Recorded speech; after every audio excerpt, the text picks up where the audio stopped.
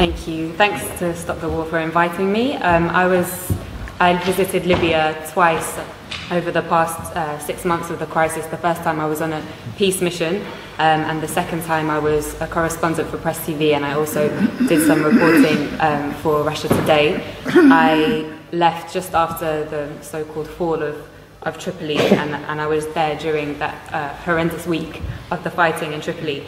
Dan's I think really well contextualized how the war in Libya is a war on Africa, but I'd just like to add something. Dan mentioned how NATO have been targeting the over 100,000 soldiers in Libya, but there were also thousands of ordinary men and women. There were a lot of women who volunteered since the beginning of the crisis to defend their country, and they were armed by the government. And during that week in Tripoli when the fighting began, I witnessed how ordinary men and women took up the weapons that they had been trained to use during that 6 months to defend their country. So I'm going to, as a journalist, I'm going to talk a little bit about the role of the media, and this has been an incredible media war. Dan alluded strongly to the criminalization of the Libyan government and Gaddafi. So the media said that thousands of people were about to be killed in Benghazi, but they never showed us any evidence. They said that 6,000 people had been killed by the government. Human rights organizations have confirmed that approximately 250 have died from both sides. They said that the Libyan government was attacking its own people from the air, and Russian intelligence satellites have since shown us that this was impossible. They said that the government was hiring mercenaries from elsewhere in Africa. They never showed us the evidence. Instead, we saw the videos of black Libyans and other black Africans being lynched in public squares by NATO's ground troops, the rebels, with scores of people filming on their mobile phones and Western special forces looking on. They said that Gaddafi was hated by his people, but they never showed us the 1.7 million people in a country of 6 million in Green Square on July the 1st, or the masses in Tarhuna, in Sabha, in Beni Walid, in Sirte, and across the country who demonstrated to pledge their allegiance to their leader and to the Jamahiriya. They never showed us the masses, as I said, of ordinary men and women who had accepted the government's offer of weapons to defend their families, neighborhoods, and country from people who wished to condemn them to enslavement, to imperialism. They said they were targeting Gaddafi's military forces. They ignored the 33 children, 32 women, and 20 men who I saw buried in the small and traditional port town of Majer in Zlitan in early August. They said on August 20th or the 21st that Tripoli fell without resistance. But they didn't tell us that in 12 hours alone, 1,300 people were massacred in that city and 900 were injured. They said that Tripoli fell without resistance and that Saif al-Islam had been arrested and captured, and that Gaddafi's compound Bab al-Ziza was taken by the rebels. But despite that, Saif al-Islam himself showed up in the hotel where I was trapped and took a group of journalists outside to see with their very own eyes. They didn't show us the thousands of people filling Bab al-Ziza and the streets of Tripoli waving the green flag on the night of August the 22nd. They said that Tripoli fell without resistance. But they didn't show us that in the 24 hours after those journalists from all the West's major networks had seen that site, that Bab al-Ziza alone was pounded 63 times with NATO bombs. They didn't show us how all the gatherings of the people to defend their capital, from those who wished to send them back to the times of colonial puppet King Idris, were attacked with missiles and Apache gunships. They didn't show us how the brave people of Abu Slim, the poorest area in Tripoli, and the staunchest area of support for Gaddafi, resisted for 5 days until on August 24th, NATO attacked anything that moved and piles of bodies lined the streets. They told us that the country was liberated. 6 weeks later, the rebels have conceded that they won't be able to move their headquarters to the capital. And that the rebels have confirmed, I think it was today, that they won't be able to take Bani Walid, and Sirte also remains strong.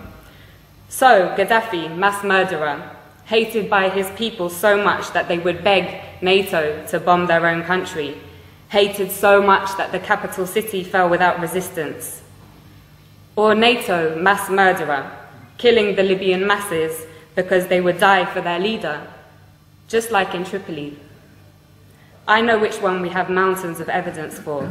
In fact, there is so much evidence that even the Conservative Party's own mouthpiece, The Telegraph, has been unable to hide from it. Amongst their numerous reports showing that the rebels lack the popular support that Gaddafi enjoys, one article published this week reported what I heard throughout my stay in Tripoli. A resident of Sirte, Susan Farjan, said, "We lived in democracy under Muammar Gaddafi. He was not a dictator. I lived in freedom. Libyan women had full human rights. It isn't that we need Muammar Gaddafi again, but we want to live just as we did before." In the same article, 80-year-old Mabruka says, "Life was good under Gaddafi. We were never afraid." Again, in the same article, another elderly lady says, "They are killing our children. Why are they doing this? For what? Life was good before." And yet another says, "Everyone loves Gaddafi, and we love him because we love Libya. Now the rebels have taken over. We might have to accept that. But Muammar will always be in our hearts." The spectacular U-turn of Al Jazeera, from being a somewhat critical voice of imperialism's wars of aggression in Iraq, Afghanistan, and Palestine, to being an open facilitator of the same aggression against Libya, Syria, and even now the progressive nations of Latin America, was perhaps the greatest propaganda trick I have seen in my lifetime.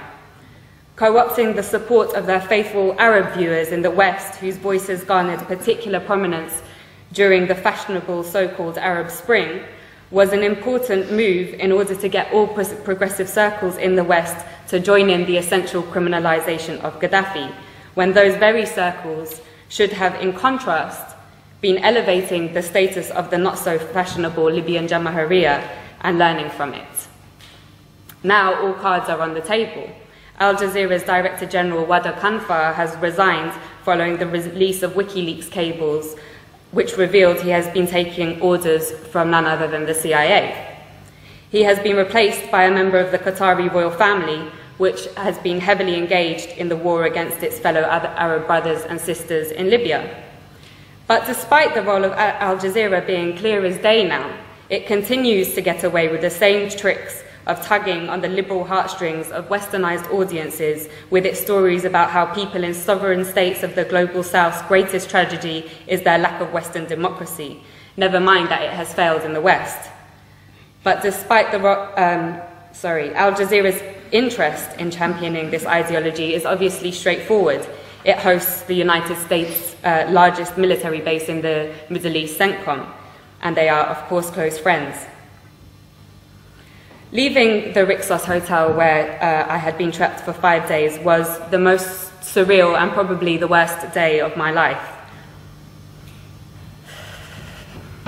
It was a bad day. The safe, secure, welcoming city, full of life and warmth that I had driven through days previously had transformed.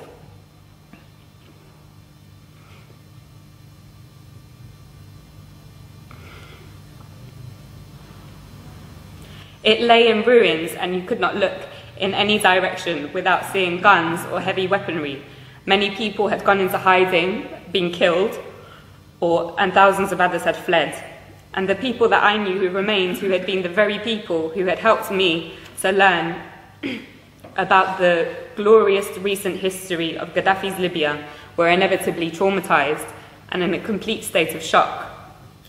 Libya reached a point, as Dan said, of having the highest standard of living in Africa, a high level of literacy, universal healthcare, and free university education, a high status for women, in society and the greatest degree of equality for the large black population in the whole of North Africa and the Middle East. Those 40 years of revolutionary achievements have now been reversed. And for what? A year ago, after crippling wars in Iraq and Afghanistan, and with the growing economic crisis of the imperialist nations, it seemed a remote possibility that the West would have the capacity to embark on another costly and embarrassing war. It seemed that the hegemony of the West was rapidly on its way out. But as Gaddafi's close brother Hugo Chavez said in his recent letter to the United Nations General Assembly, right now there is a very serious threat to global peace, he said. A new cycle of colonial wars which started in Libya with the sinister objective of refreshing the capitalist global system, end quote. He knows that his country will be targeted in that cycle, with the very same model that they used against Libya and are now using against Syria. In the absence of an effective anti-imperialist media that can challenge and preempt the tricks of imperialism through its global media, it is the role of all progressive people to champion the sovereign states of the global south, who, like Libya and Syria, are a thorn in the side of the West. Otherwise, they will be picked off one by one to add fuel to the dying fire of imperialism. And on that note, I want to end with my wholehearted thanks to the heroic Green Libyan resistance, which continues to amaze the world in their ability to stave off the world's most powerful military machine. As Gaddafi said, not only are they defending Libya, but also Syria, Iran, Algeria, the African continent, and the entire global south. Thank you.